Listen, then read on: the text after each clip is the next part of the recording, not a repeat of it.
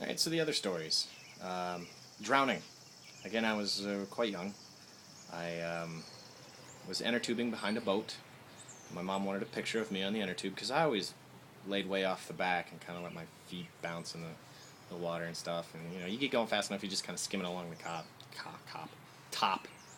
Uh, Sorry, I'm Russian. I not speak English so well. It's not easy language to learn. It's difficult time speaking. I not speak English good. Is that how you say? Anyways, so I was pulling myself up on top of the inner tube, and I guess I got too far. Or maybe we were going too slow. I don't know what happened, but it took a nosedive down into the water and threw me off over the front, and I got tangled up in the rope. And you know you can't stop a boat on a dime, or really at all. You just kind of shut the engine off and you glide, and the force of the boat pulling, and I got tangled up in the rope, so it dragged me down under the water. And I was wearing a life vest, but it still dragged me down under the water. And I remember looking up at the surface of the water and seeing the sun rays come through, and thinking, yeah, this is it, because I didn't have any breath. You know, it all happened so quick. And yeah, I remember my mom dove in quickly, and she was there pretty quickly to help me. But I think I'd already popped up by that time, and I'm sure it happened. It's probably less than a second, maybe a second, but it seemed like eternity for me being under that water. That was really scary. So I don't really remember it making me too afraid of water. Still love swimming, and I love being under the water. I love the ocean. I cannot wait to go back to the ocean. It's been like 6 years since I've been to the ocean.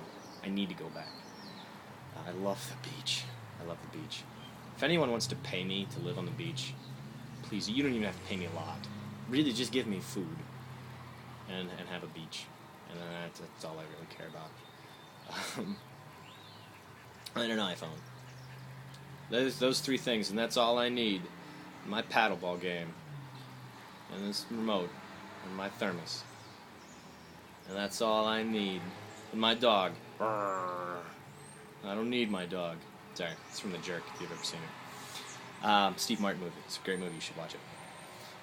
The other story about crashing a motorcycle. I got on a friend's motorcycle, and I kind of lost control of it, and went crashing through a fence. And it was a rather heavy fence. It's a wooden fence. It's that kind of fence where the posts have big holes in them, and the fence, whatever you want, logs, whatever, are just kind of laid in those holes.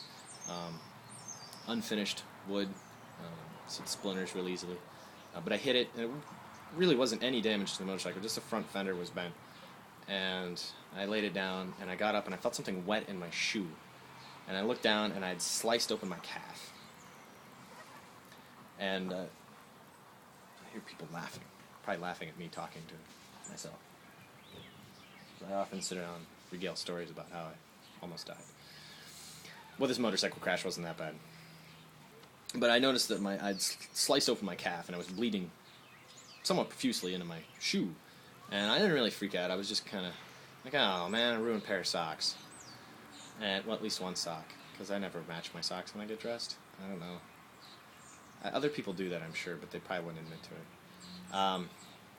So I go inside, and I run water over to rinse off the blood, which I guess you're really not supposed to do. And then I packed it with some antibacterial stuff, and held up paper towels on it, and drove home. And Mom didn't exactly freak out, but she thought I should get stitches, and I wasn't sure. I wasn't going to get stitches. But she drove me to the hospital, and as she's driving to the hospital, there are a family of ducks crossing the road, which she stops, and we wait for them to pass. I'll never forget that. And I get to the ER, and she's like, "May I help you?" And I don't know what else you would say if you worked in an ER, because you probably see a lot worse things. But I was just kind of like, yeah, bleeding? Could you make it stop? Yes, hi, how are you? Could I have a soda, please? So I don't know. I don't know what else you would say to somebody who walks into the ER, you know, unless their head's like split open. But I waited in the ER, and it had stopped bleeding by that time, and then I got into a room, and a nurse came in and cleaned it out and it started bleeding again. They laid those gauze pads underneath, and I just remember the gauze pads being like completely soaked with my blood, and I'm like, wow, should I be feeling lightheaded or do I get blood? I've lost quite a bit, it seemed. Wasn't really worried, but because I wasn't feeling lightheaded, so I don't know. But then the doctor didn't get in soon enough, so when he came in, he had to clean it out again and to stitch it up. So then I started bleeding again. And I was kind of annoyed because it hurt when they cleaned it out. And so they stitched it up and they numbed me, thankfully. Stitching it up without anesthetic would hurt. So I stitched it up and I ended up shaving a small part of my calf. There wasn't going to do to put the bandage and keep it clean. I wasn't going to do because I don't know. As a guy, shaving your legs isn't something you really take delight in doing. Usually, I never did. But I tried the first 2 days. I ripped enough hair out, and I'm like, okay, that's enough. I'm going to shave that area. So I have a nice little scar. There was only 7 stitches. It wasn't really that bad. And so yeah, that was that. And I don't know where I was going. To kind of lost my train of thought. But anywho, and the stitches.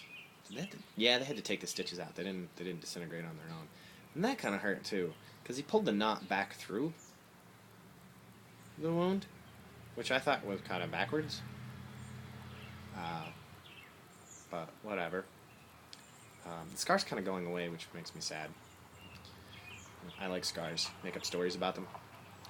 Like a shark bite when I was surfing on Maui. I don't know. So that's my 2 stories. And my 3 vlogs today. I'm a vlogging fool. So I'm going to go eat lunch, and then go to work, and maybe, just maybe, make a Futurama vlog tonight. We'll see. I'm feeling up to it. I work 2 to 9. Probably won't. No, it's not going to happen. Someday, though. Someday. Okay. I'll see you all later.